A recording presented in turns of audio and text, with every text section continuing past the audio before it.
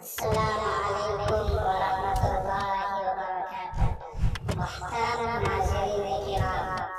آپ دیکھ رہے ہیں MD اسلامک TV۔ براہ کرم چینل سبسکرائب کریں۔ الشیطان الرجیم، بسم اللہ الرحمن الرحیم۔ یا ایھا الذین آمنوا اطیعوا اللہ واطیعوا الرسول واولی الامر منکم فإن تنازعتم فی شیء فردوه الی اللہ والرسول ان کنتم تؤمنون باللہ والیوم الآخر ذلک خیر واحسن تأویلا۔ صدق اللہ العلی العظیم۔ حضرات علماء کرام، محترم بزرگوں اور دوستوں اور معززین، میں نے جو آیت پڑھی ہے، اس آیت میں اللہ تعالیٰ نے اسلام پر چلنے کے اور اسلامی احکام کو اخذ کرنے اور ان پر عمل کرنے کی 4 شکلیں بتلائی ہیں۔ ان شعاروں میں کمی کرنا بھی جائز نہیں ہے اور ان میں زیادتی کرنا بھی جائز نہیں ہے۔ جو ان 4 شکلوں پر مکمل رہے گا وہ اسلام پر مکمل رہے گا، قرآن پر مکمل رہے گا، اللہ کے حکموں پر مکمل رہے گا۔ پہلی چیز قرآن، جب کوئی مسئلہ پیش آئے قرآن سے رجوع کرے۔ دوسرے نمبر پر حدیث رسول، اطیعوا اللہ و اطیعوا الرسول، رسول پاک صلی اللہ علیہ وسلم کی حدیثیں۔ تیسرے نمبر پر اولی الامر، جو دینی ذمہ دار ہے۔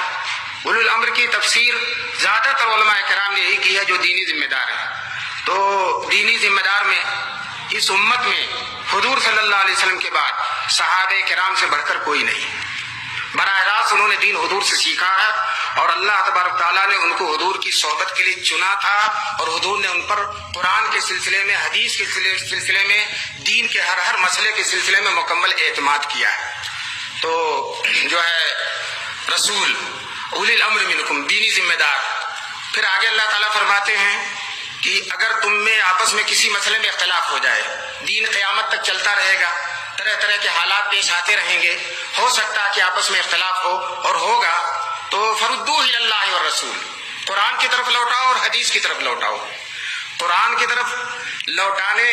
کا مطلب اگر وہی ہے جو اطیع اللہ ہے تو پھر تو تکرار ہو جائے گا۔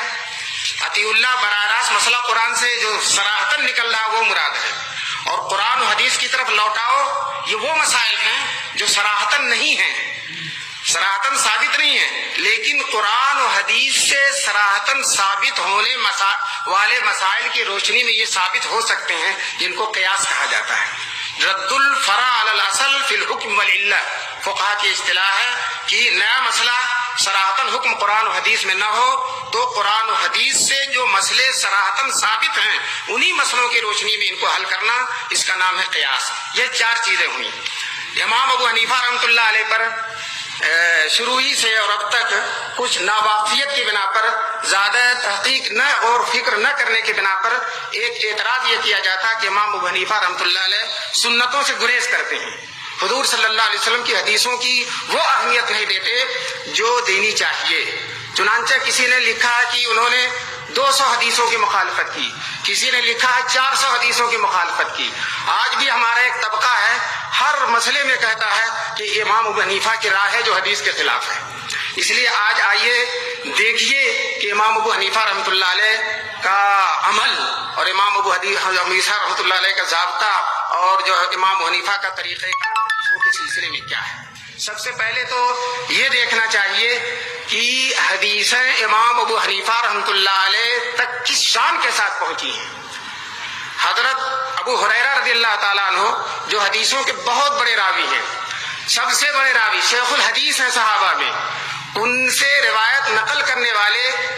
سب سے زیادہ نقل کرنے والے ابو صالح السمان الزکوان ہیں، اور انہوں نے حدیثیں نقل کی حضرت سلیمان اعمش سے، اور انہوں نے حدیثیں نقل کی حضرت ابراہیم نخعی سے، اور انہوں نے حدیثیں نقل کی اور بیان کیا حضرت حماد سے، اور حماد نے پورے طور پر ان حدیثوں کا حاصل کیا امام ابو حنیفہ رحمۃ اللہ علیہ نے۔ اور یاد رکھیے صحاح ستہ میں حضرت ابو ہریرہ رضی اللہ تعالیٰ عنہ کی جتنی روایتیں ہیں ان میں سب سے زیادہ روایتیں ابو صالح السمان الزکوان سے ہیں، اور وہ ساری کی ساری روایتیں جو ہے سلیمان اعمش اور ابراہیم نخعی اور حماد کے واسطے سے صحیح سندوں اور معتبر سندوں کے واسطے سے امام ابو حنیفہ رحمۃ اللہ علیہ تک پہنچی ہے۔ اسی طرح سے کچھ لوگ کہتے ہیں مدینے کا علم جو ہے وہ کوفہ تک نہیں پہنچ سکا۔ ان کے معلومات میں اضافے کے لیے عرض کرنا چاہتا ہوں کہ علماء نے لکھا ہے کہ مدینے کا علم جو ہے دو لوگوں پر منحصر رہا زیادہ تر، ایک حضرت عمر رضی اللہ تعالیٰ عنہ اور ایک سیدنا حضرت عائشہ صدیقہ رضی اللہ تعالیٰ عنہ۔ خود حضور نے بھی فرمایا خذوا نصف علمکم من هذه الحمیرہ، آدھا علم تو اس حمیرہ سرخ عورت حضرت عائشہ سے حاصل کرو۔ تو یہ دو آدمی مدینے کا علم ان پر زیادہ تر منحصر ہے، اور حضرت عبداللہ بن مسعود وہ حضرت عمر سے بہت زیادہ لگے ہوئے ہیں اور بہت زیادہ عقیدت رکھتے ہیں اور بہت زیادہ ان سے استفادہ کرتے ہیں، اور حضرت عمر بھی ان کو بہت زیادہ اہمیت دیتے ہیں۔ چنانچہ جو ہے حضرت عمر بہت سے مسائل میں ان کو ترجیح دیتے ہیں اور ان کی اہمیت کے حضرت عمر خود قائل ہیں، اور حضرت عبداللہ بن مسعود نے صرف یہی نہیں کہ خود حضرت عمر سے استفادہ کیا، اپنے شاگردوں کو بھی لا کر حضرت عمر سے ملا دیا۔ اسود اور علقمہ ان کے مائنات شاگرد ہیں، وہ بھی حضرت عمر سے آ کر ملتے رہے تاکہ علم نبوت کا یہ دھارا تیزی کے ساتھ کوفہ تک بہتا رہے اور کئی صوتوں میں اور کئی شکلوں میں بہتا رہے۔ اسی طرح سے حضرت عبداللہ بن مسعود نے بہت زیادہ صحبت اختیار کیا، بہت زیادہ استفادہ کیا حضرت سیدہ عائشہ رضی اللہ تعالیٰ عنہا سے۔ اس طرح سے مدینے کا علم بڑی شان کے ساتھ عبداللہ بن مسعود کے ذریعے کوفہ میں منتقل ہوا، اور کوفہ کے لوگوں میں ان علوم کے حامل اہم ترین حاملین میں سے امام ابو حنیفہ رحمۃ اللہ علیہ۔ اس لیے یہ کہنا کہ حدیثوں سے بے بہرہ ہیں وہ حدیث کی تاریخ سے خود بے بہرہ ہونے کی علامت ہے، اور امام ابو حنیفہ رحمۃ اللہ علیہ کے بارے میں یہ کہنا کہ حدیثوں سے اعتنا نہیں کرتے ہیں، حدیثوں سے توجہ نہیں کرتے، شاید امام ابو حنیفہ کے بعد اب تک اس سے بڑا جھوٹ کوئی نہ بولا گیا۔ چنانچہ خود امام ابو حنیفہ رحمۃ اللہ علیہ کی اہمیت دیکھی حدیثوں کی، وہ کہتے ہیں اگر حدیث متواتر ہے یا مشہور ہے تو وہ اتنی اہم ہو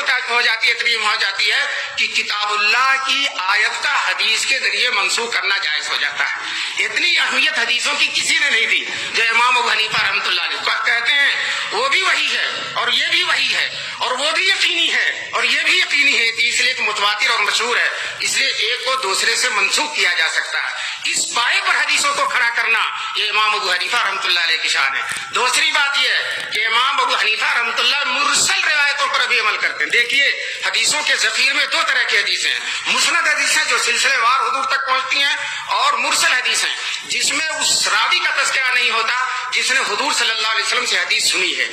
لیکن صحابہ کے زمانے میں مسند بھی چلتی تھی اور مرسل بھی چلتی تھی، اس لیے کہ دین کا ماحول تھا اور دینیات پر عمل تھا، لوگوں کے اندر خیانت نہیں تھی، گمراہ فرقے اور غلط لوگ نہیں پیدا ہوئے تھے، منکرین حدیث کا وجود جو ہے واضحین حدیث کا وجود نہیں ہوا تھا۔ بعد میں جب گمراہ فرقے پیدا ہوئے، حدیثوں کے واضحین پیدا ہوئے، تو ائمہ نے یہ شرط لگا دیا کہ مسند ہی حدیث پر اعتبار کیا جائے گا۔ لیکن دیکھیے جو ہے ایک زمانے میں مرسل حدیثوں پر اعتماد کیا گیا اور ایک زمانے میں ان سے احتیاط بھی کی گئی ہے، تو امام ابو حنیفہ رحمۃ اللہ علیہ نے دونوں چیزوں کو جمع کر دیا۔ وہ کہتے ہیں اگر صحابی کا مرسل ہے تو قبول کیا جائے گا، اسی طرح سے تابعی کا اگر مرسل ہے اور وہ تابعی ثقہ ہے اور ثقہ لوگوں سے روایت کرتا ہے تو اس کو بھی قبول کیا جائے گا، اور اگر تابعی کا مرسل ہے یا تبع تابعی کا مرسل ہے اور وہ ثقہ نہیں ہے اور یہ ثقہ لوگوں سے روایت نہیں کرتا تو اس پر اعتماد نہیں کیا جائے گا۔ اسی طرح سے قرون ثلاثہ کے بعد صحابہ، تابعین اور تبع تابعین کے بعد اگر کوئی مرسل حدیث نقل کرتا مرسل ہے ان کا تو اس کو بھی امام ابو حنیفہ رحمۃ اللہ علیہ کے قبول نہیں تھے۔ دیکھیے مرسل کو قبول کر کے حدیثوں کے بہت بڑے حصے کو محفوظ کر دیا امام ابو حنیفہ رحمۃ اللہ علیہ نے، اور جو لوگ مطلقاً مرسل کو قبول نہیں کرتے وہ حدیثوں کے بہت سارے ذخیرے سے خود بھی محروم ہو جاتے ہیں اور امت کو بھی محروم کر دیتے ہیں۔ یہ اہتمام حدیثوں کا۔ اسی طرح سے امام ابو حنیفہ رحمۃ اللہ علیہ کہتے ہیں مجہول صحابی کی روایت کا بھی اعتبار کیا جائے گا۔ فقہا کی اصطلاح میں مجہول صحابی اس کو کہتے ہیں جس نے بہت کم صحبت اٹھائی ہو جناب رسول پاک صلی اللہ علیہ وسلم کی، ایک دو حدیثیں اس نے نقل کی ہوں۔ مثال کے طور پر نام لیتے ہیں سلمہ ابن محبب کا اور سلمہ ابن وابسہ ابن جو سلمہ کا، اور اسی طرح سے ابن محبب، اور اسی طرح سے اور چند صحابہ ہیں جن سے ایک دو روایتیں نقل ہے۔ تو اب لیکن وہ بھی صحابی ہیں، اگر مطلقاً چھوڑ دیا جائے گا تو حدیثیں ضائع ہو سکتی ہیں، حدیثوں کا وہ حصہ ختم ہو سکتا ہے جو صرف انہی سے منقول ہے۔ امام ابو حنیفہ نے اس حصے کو بھی ضائع کرنا گوارا نہیں کیا، اور انہوں نے کہا کہ اگر یہ مجہول ایسا ہے کہ بڑے بڑے صحابی اس کی تائید کرتے ہیں تو اس کی روایت کو مانا جائے گا، اور اگر یہ تائید تو نہیں کیا لیکن بڑے بڑے صحابہ فقہا کے پاس اس مجہول کی حدیث پہنچ گئی اور اسے رد نہیں کیا تب بھی اس کو قبول کیا جائے گا۔ کچھ لوگوں نے مانا اور کچھ لوگوں نے نہیں مانا تب بھی قبول کیا جائے گا، سب لوگوں نے رد کر دیا تو نہیں قبول کیا جائے گا۔ اور اسی طرح سے قرون ثلاثہ کے بعد کا اگر کوئی مجہول راوی ہے تو اس کو قبول نہیں کیا جائے گا۔ کتنا اہتمام فرمایا کہ غلط آ نہ سکے اور صحیح جا نہ سکے، یہ شان ہے امام ابو حنیفہ رحمۃ اللہ علیہ کی۔ اسی طرح سے وہ قول صحابی جو مدرک بالقیاس نہ ہو، یعنی عقل سے وہ بات نہ سمجھی جا سکتی ہو، اور وہ قول صحابی ہے اور صحابی نے اس کی نسبت حضور کی طرف نہ کر کے اپنی طرف سے بیان کیا، امام ابو حنیفہ رحمۃ اللہ علیہ کہتے ہیں اس کا بھی اعتبار کیا جائے گا۔ کیوں؟ اس لیے کہ وہ صحابی نے جو حدیث بیان کی ہے وہ قیاس میں آنے والی نہیں ہے،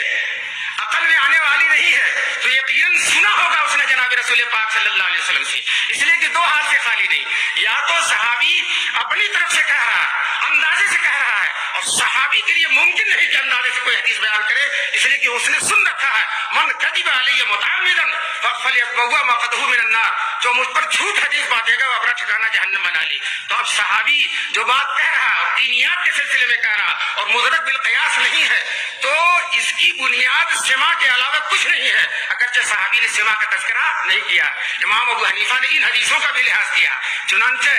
جو ہے